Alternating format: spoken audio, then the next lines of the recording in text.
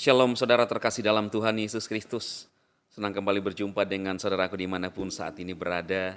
Saya berdoa setiap saudara dalam perlindungan Tuhan kita Yesus Kristus. Amin. Nah saudara, saya ingin menyampaikan satu hal yang penting bagi kita sebagai orang yang percaya. Saudara, manusia hidup di dalam dunia ini punya tujuan.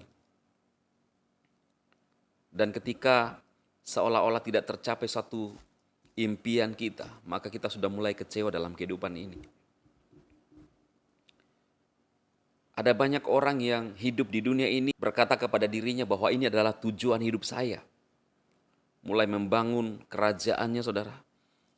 Nama, mencari nama, harta, kekayaan. Lalu kemudian memuaskan dirinya saudara.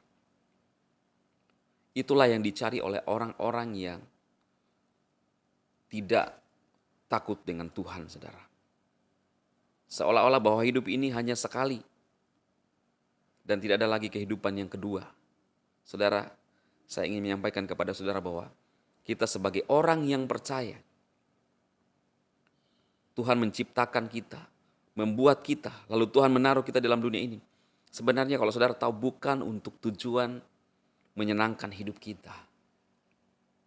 Yesus sebelum terangkat naik ke surga, dia berjanji saudara, bahwa saya pergi kepada Bapa untuk menyediakan tempat bagimu, sebab kamu bukan dari dunia. Kalimat ini, kamu bukan dari dunia, tentunya tidak akan dipahami oleh orang-orang yang tidak mengerti tentang kebenaran firman Tuhan, Alkitab saudara. Tahukah saudara bahwa raja yang termasyhur yang pernah ada, yang punya hikmat luar biasa, bahkan kekayaan yang luar biasa yang tidak pernah ditandingi oleh raja manapun saudara. Tahukah saudara? Yaitu Salomo. Yesus berkata di dalam Matius 6 ayat 29. Namun aku berkata kepadamu, Salomo dalam segala kemegahannya pun tidak berpakaian seindah salah satu dari bunga itu. Apa yang kita cari selama hidup di dunia ini saudara? Mungkin saudara sudah berusaha keras, bekerja keras, dan apa yang saudara inginkan tidak tercapai, lalu saudara mulai kecewa. Saya ingin berpesan kepada saudara pada saat ini bahwa jangan kecewa dan meninggalkan Tuhan Yesus hanya karena hal-hal yang tidak tercapai dalam kehidupan saudara. Atau hanya karena tawaran-tawaran, hanya karena saudara ingin terkenal, hanya karena saudara ingin mendapatkan sesuatu yang lebih untuk menyenangkan daging saudara. Alkitab berkata bahwa kamu sudah menerimanya. Tetapi pada saat Yesus menyatakan dirinya, engkau akan ditolak. Karena itu pesan saya kepada saudara-saudara seiman. Sesibuk apapun saudara, apapun yang saudara kerjakan, baik itu di pemerintahan, sebagai pengusaha, sebagai karyawan, jangan lupa saudara luangkan waktu untuk belajar firman Tuhan. Ingat Tuhan saudara, dalam kondisi apapun, baik itu saudara susah, baik saudara senang, jangan pernah lupakan Tuhan. Karena yang akan menentukan keselamatan kita adalah Dia. Anugerah itu memang terbuka bagi kita saudara. Tetapi jangan menyalahgunakan anugerah itu sebagai kesempatan untuk berbuat dosa. Anugerah bagi kita orang percaya adalah satu hal yang sangat berharga.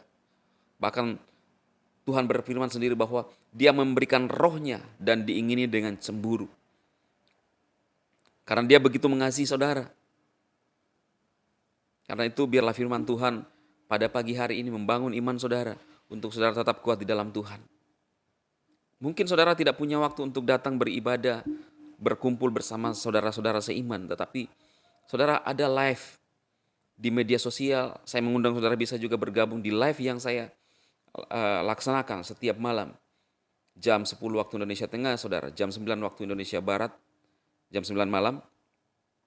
Saudara yang tidak punya waktu karena terlalu sibuk, saudara bisa hadir bersama-sama. Di sana kita memuji dan menyembah Tuhan. Bahkan merenungkan firman Tuhan. Kalau ada remah yang saya ingin sampaikan kepada saudara, saya sampaikan.